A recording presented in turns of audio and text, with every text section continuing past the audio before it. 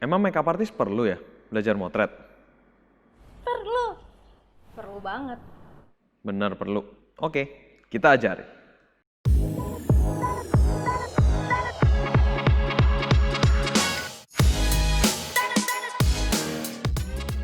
Untuk bisa memotret dengan baik, kita juga harus menguasai kamera kita dengan baik. Kita bisa saja menggunakan handphone yang kita punya atau kamera pocket. Bisa juga kita menggunakan kamera mirrorless. Juga kita bisa menggunakan kamera DSLR. Apapun medianya untuk mengambil gambar, kuasailah itu supaya kita bisa menghasilkan gambar terbaik. Berbicara mengenai kamera digital, ada dua hal, yaitu mengatur tingkat keterangan dan mengatur tone atau mood. Yang pertama, tingkat keterangan. Diatur melalui shutter speed, ISO, dan diafragma. Shutter speed. Semakin lambat shutter speed, foto akan semakin terang, tetapi ada konsekuensinya. Kalau itu semakin lambat, berarti foto yang dihasilkan akan rentan shake. Kemudian diafragma. Semakin lebar diafragma, itu fokus yang dihasilkan semakin tipis. Jadi kalau kalian mau foto yang bokehnya keren di belakang, pakai yang diafragmanya lebar, bukaannya lebar gitu. Kemudian ISO. Semakin tinggi angka ISO yang kita gunakan, foto akan semakin terang. Tetapi kalau kita menggunakan angka yang semakin tinggi, foto cenderung mempunyai noise. Nah, kemudian untuk mengatur mood ataupun tone color, kita akan mengatur melalui white balance. Semakin tinggi angka suhu di white balance, itu akan menghasilkan mood dan tone yang cenderung warm atau kuning. Kemudian semakin rendah suhunya, itu tone akan cenderung lebih biru atau dingin. Saya punya tips untuk para makeup artist. Tips yang saya maksud adalah, pertama, set kamera kalian di manual atau di M. Kemudian setting ISO itu di auto. Dengan kita men-set auto, kita tentukan titik ISO terendah itu di angka 100 atau yang lebih kecil lagi.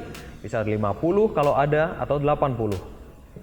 Kemudian letakkan si titik ISO tertingginya di sekitar 6400 atau 12800 sesuai dengan kemampuan kamera kalian.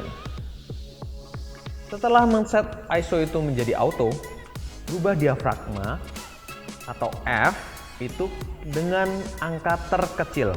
Angka terkecil berarti bukaan adalah bukaan terlebar. Kenapa? Karena dengan bukaan terlebar fokus akan menjadi tipis dan hanya titik yang fokus yang ditampilkan. Jadi kalau kalian meletakkan titik fokusnya di wajah, hanya wajah yang akan fokus dan belakangnya akan menjadi bokeh. Sehingga makeup kalian akan terlihat lebih fokus. Kemudian yang ketiga adalah shutter speed. Letakkan shutter speed kalian minimal di 1/60. Tetapi untuk shutter speed saya menyarankan untuk kalian bisa mengubahnya. Jadi kalau keterangan ya kalian bisa percepat speednya menjadi 1/125 atau 1/250 atau 1/400 tergantung. Tetapi kalian juga bisa mengecilkan dengan batas minimal ke 1/60. Kenapa 1/60? Di bawah 1/60 itu akan rentan shake.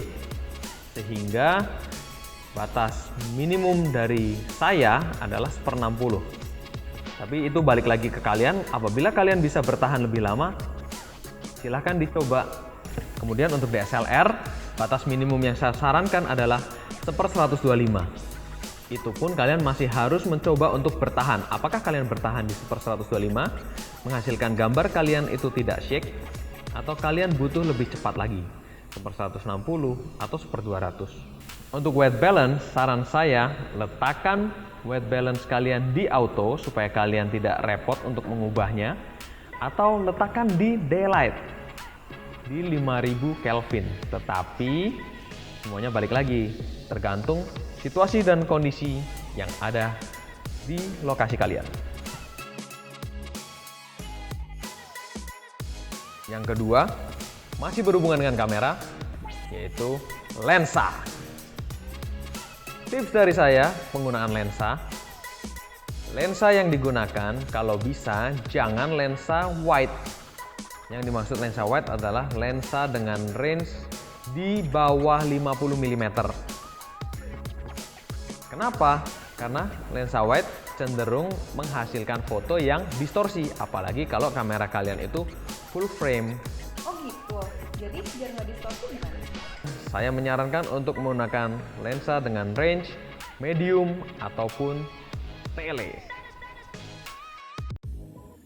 Jadi, menurut saya untuk lebih nyaman dan aman dan enak buat semua makeup artist, kalian bisa menggunakan lensa 50 mm fixed lens, jadi tidak bisa di zoom, dengan bukaan yang besar, bisa 1,8 atau 1,4. Semua tergantung dari kebutuhan dan tergantung dari budget.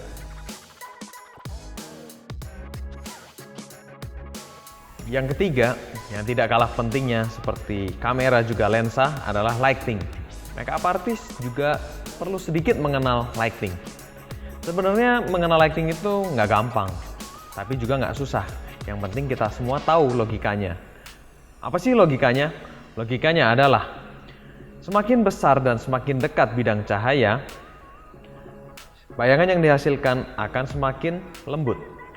Bayangan yang dihasilkan akan tergradasi secara rapi. Kemudian kebalikannya, semakin kecil dan semakin jauh bidang cahaya, bayangan yang dihasilkan akan semakin keras. Keras yang dimaksud adalah akan terbentuk sebuah patahan yang menjadi perbedaan yang sangat signifikan antara bagian yang terkena bayangan dan bagian yang terkena cahaya. Di pasaran kita banyak banget melihat alat-alat bantu lighting yang bisa dipakai oleh para makeup artist. Kita bisa tahu ada yang namanya ring light, kemudian kita bisa tahu ada yang lighting berbentuk seperti bintang. Kemudian kita juga bisa lihat bahwa makeup case itu mempunyai lighting yang bisa kita gunakan juga menjadi alat bantu lighting. Selama kita mengenal logika lighting, kita akan bisa memanfaatkan dengan baik lighting yang kita punya. Kalau mau pakai matahari aja gimana? Oke, mengenai matahari, kita lihat matahari. Matahari posisinya jauh di sana. Dan kemudian kita bisa melihat matahari dari posisi kita berdiri itu adalah kecil. Sehingga shadow yang dihasilkan oleh matahari otomatis akan memotong. Dengan artian shadow-nya akan keras. Nah, bagaimana caranya kita bisa menjadikan matahari ini sebagai sumber cahaya kita yang lembut? Caranya adalah kita bisa menempatkan objek atau model atau talent yang akan kita foto di samping sebuah jendela atau di samping sebuah tirai. Fungsinya adalah kita mendekatkan bidang cahayanya dari yang tadinya jauh di sana. Matahari akan mengenai bidang baru dan bidang ini yang akan menjadi sumber cahaya kita. Jadi kita bisa menggunakan tirai atau kita bisa juga menunggu saat mendung. Karena dengan mendung kita bisa mendapat diffuser terbesar di dunia. Yang keempat, tips dari saya supaya kalian bisa menghasilkan image yang keren adalah dengan penggunaan background. Untuk memberikan tambahan ciri khas di foto kalian, kalian juga bisa bermain dengan background. Kalian bisa menggunakan background kain, background putih, background merah, background abu-abu, background apapun, supaya kalian bisa menghasilkan foto yang berbeda dari orang lain.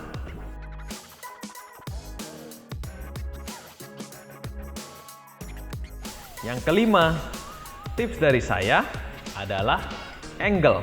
Kalian harus memperhatikan angle dari muse atau dari model yang sedang kalian make up.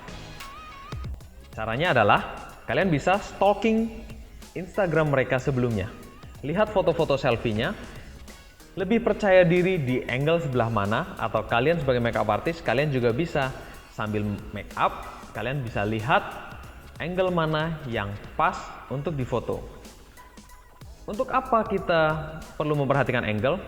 Apabila muse atau model kalian ini dalam waktu yang terburu-buru dan kalian butuh foto untuk portfolio kalian, kalian bisa dengan segera mendapatkan image yang bagus.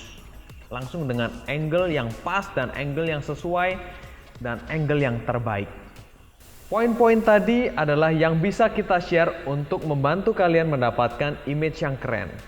Supaya kalian bisa mendapatkan portfolio yang keren, membangun portfolio yang keren untuk sosial media kalian. Jadi sekarang menjadi kebebasan kalian untuk memilih style seperti apa yang ingin kalian hasilkan.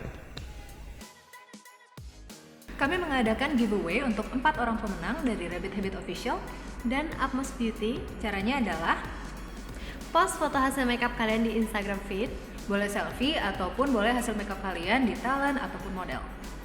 Follow dan tag di Instagram Wave Studio ID, Evalovira dan Atmos Beauty, Makeup by Angelines dan Rabbit Habit Official. Gunakan hashtag Enjoy the Wave dan WVS Giveaway. Like video ini dan subscribe YouTube channel kita. Dan jangan lupa share video kita supaya kita semakin semangat untuk video selanjutnya. Bye guys! Yeay!